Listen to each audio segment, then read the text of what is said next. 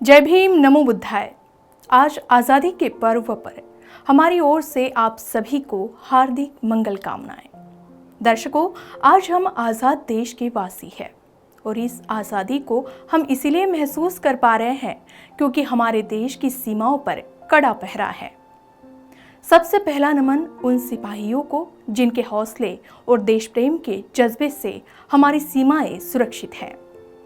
हड्डियां कपा देने वाली ठंड हो या झुलसा देने वाली गर्मी, हर मौसम में विपरीत परिस्थितियों में देश की सीमा पर पहरेदारी करते हमारे जवान, जिनके कारण हम अपने घरों में चैन से सोते हैं और देश अपनी रफ्तार से प्रगति करता है। देश के उन सपूतों में शामिल है वो सैनिक जिनकी वर्दी पर चमकता है भीमा कोरेगांव का शौर्य स्तंभ। जी हाँ, महार बटालियन का इतिहास भी यह बताता है कि देश के ये मूल निवासी किस तरह शौर्य और देशभक्ति से परिपूर्ण थे। देश के इन वीर जवानों को हमारा सलाम। भारत पर आक्रमण कर मुगलों ने शासन किया, लेकिन यूरेशियाई और अंग्रेजों ने यहाँ के गद्दारों से मिलकर देश पर कब्जा जमाया। कुछ जातियों की गद्दारी से हम गुलाम बनते गए। भारत की मूल वफादार जातियों ने हमेशा देश के दुश्मनों का मुकाबला किया। भारत की इन मूल वफादार जातियों में अधिकतर को यहाँ अछूत कहा गया। भारत की इन्हीं मूल वफादार जाति में जन्मे बाबा साहब डॉक्टर भीमराव रामजी अंबेडकर। बचपन से ही उन्होंने गलत व्यवस्थाओं की खिलाफत की। जहां उन्होंने विषमता वाली सामाजिक व्यवस्था का विरोध किया, वहीं बाबा साहब अन्यायपूर्ण प्रशासन के खिलाफ भी रहे। अपनी उम्र के 24वें साल 1924 में उन्होंने जो लिखा, उस लेख ने अंग्रेजों में खलबली मचा दी। उन्होंने लिखा था एक शोध प्रबंध। विषय था ईस्ट इंडिया कंपनी का प्रशासन एवं वित्त।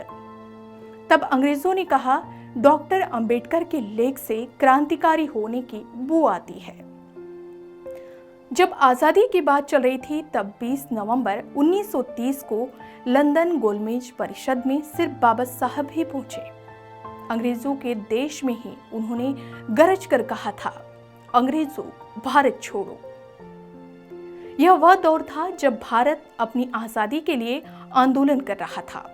यहाँ नेता प्रदर्शन कर रहे थे, मार्च कर रहे थे।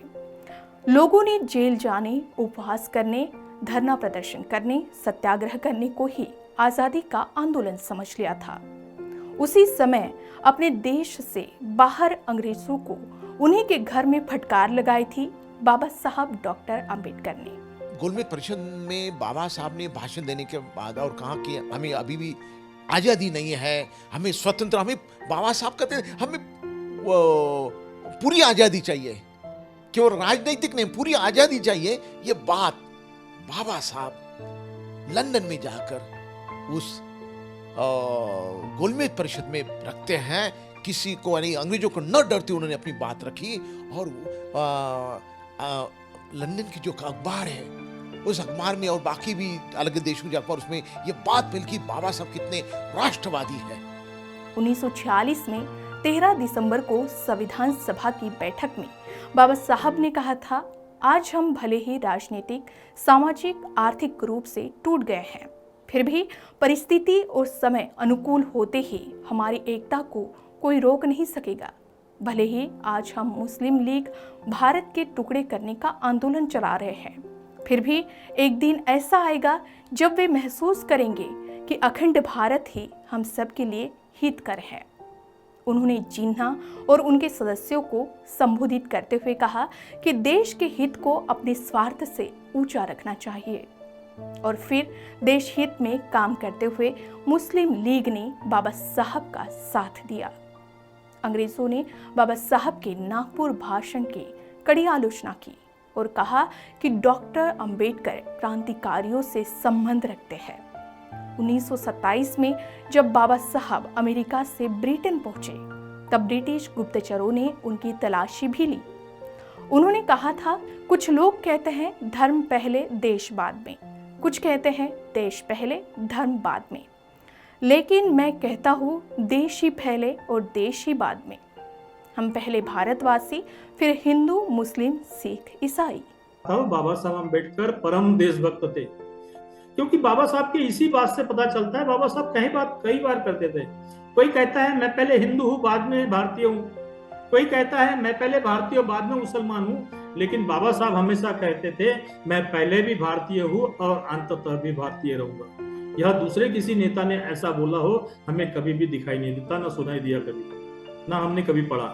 तो बाबा साहब अम्बेडकर परम राष्ट्रभक्त थे। बाबा साहब अम्बेडकर गोलमेज सम्मेलन में गए और वह जो गोलमेज सम्मेलन रैमसे मैकडोनाल्ड उसके प्रधानमंत्री उनकी अध्यक्षता में हो रहा था, तो उनके बाबा साहब अम्बेडकर ने अछूतों की समस्या तो रखी, उसके साथ बाबा साहब अम्बेडकर ने अपने देश की समस्या रखी।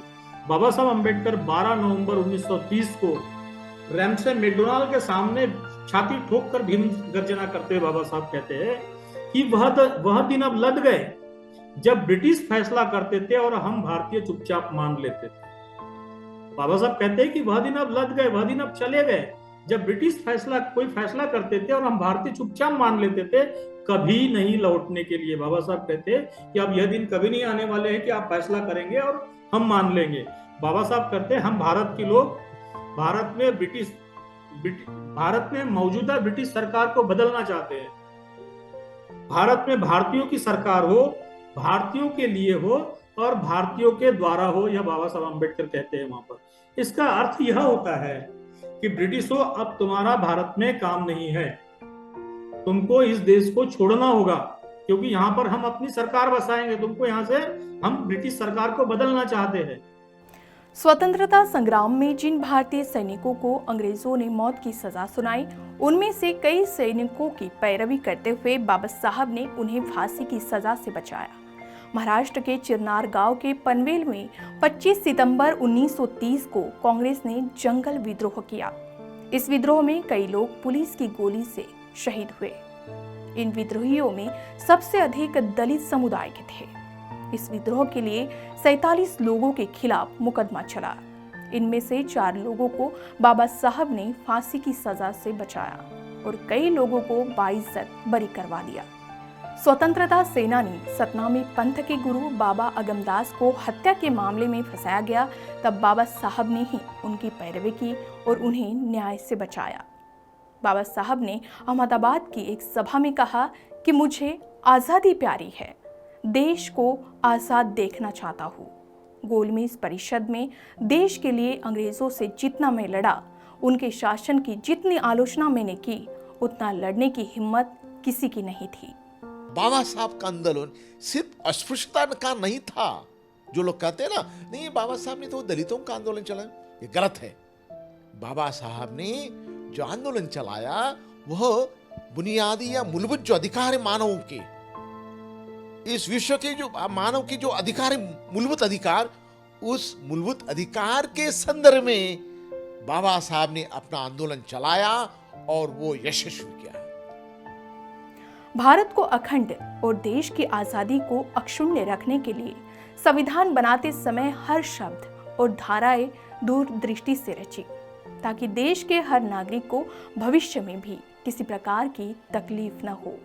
और यही वजह है कि आज देश के पक्ष में समानता की सोच रखने वाले सभी लोग संविधान का सम्मान करते हैं। इस देश को और अपनी आज़ादी को बचाए रखने का एकमात्र पुख्ता आधार है हमारा संविधान, जो कहता है हम भारत के लोग स्वयं को अधिनियमित करते हैं, अधिकारों की आज़ादी से और कर्तव्यों के बंधनों से, क्योंकि संविधान ही देता है हमें हमारे मूलभूत अधिकार और संविधान ही हमें सिखाता है देश के प्रति हमारे कर्तव्य। हम सभी जानते हैं संविधान के निर्माण में बाबा साहब की ही रही महत्वपूर्ण भूमिका, उनकी सूझबूझ और दूरदृष्टि से देश आज अखंड है। सभी लोगों को मिले समान अधिकारों के कारण ही पनपते विभाजन के विचार हर हाल में सुरक्षा देता है हमारा संविधान, हम कह सकते हैं।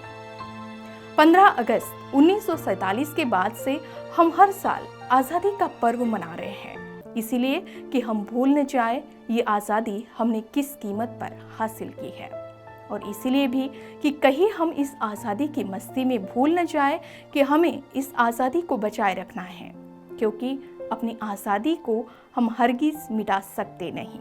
सर कटा सकते हैं लेकिन सर झुका सकते नहीं।